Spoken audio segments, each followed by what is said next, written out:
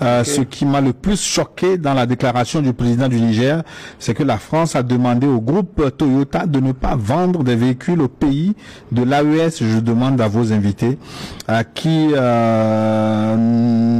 avons fait tort pour mériter tout cet acharnement.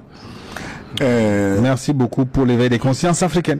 C'est Mohamed, étudiant depuis l'Algérie. Heureusement qu'en matière industrielle et fabrication de véhicules, la France a été déclassée depuis des siècles.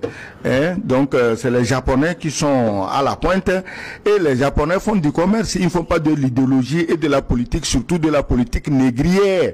Les Japonais n'ont jamais eu de colonie, ils n'ont jamais vendu quelqu'un, c'est vrai. Ils avaient à un moment donné occupé toute l'Asie du Sud-Est pour l'exploiter, mais nous les Africains, on n'était pas là-bas.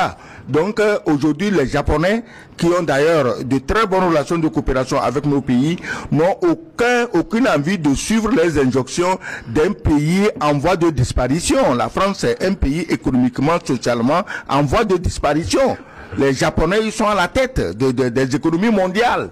Alors, même ça, lorsque la France avait osé, je parle de Air France surtout, avait osé suspendre ses vols au Mali et au Burkina Faso. Et en contrepartie, les deux pays là ont réagi. Qu'est-ce qu'il y a eu après?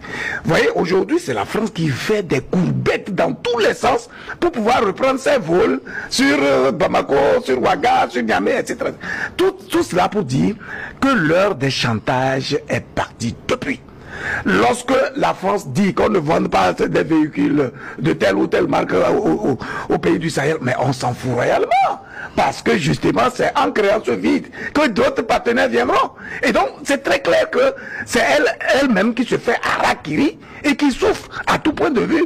Si vous voyez à quel point Air France est en train de faire tous les efforts possibles pour revenir, mais alors on comprend que, écoutez, avant ça marchait. Parce que, écoutez, il suffit qu'ils décident, voilà, de suspendre quoi que ce soit. Tout le monde entre en transe et on pense que, écoutez, c'est le plus grand mal qu'on a. Mais les pays de l'AES ont bien compris qu'il faut répondre par la réciproque. Voilà. Gilles, Toyota, c'est vrai, c'est les meilleurs. C'est ça que les djihadistes, eux, ils achètent ça pour donner aux djihadistes. Mais ils ne veulent pas que les pays normaux se dotent de ces choses. Mais il n'y a pas de problème. Est-ce que le Toyota n'est pas plus robuste que Kamaz, les véhicules de fabrication russe, qui ouvrent une usine de montage où? Au Sénégal. Et la France croit que le Sénégal va refuser de vendre les Kamaz à l'AES et il va vendre ça à qui? Donc tout ça c'est peine perdue. Ils sont allés dire aux Turcs de ne pas vendre des drones. Mais est-ce qu'on t'a dit que les pays du Sahel sont à bout de drones? Non. On sait où, tout le monde sait où on trouve les drones aujourd'hui. Si c'est pas en Turquie, c'est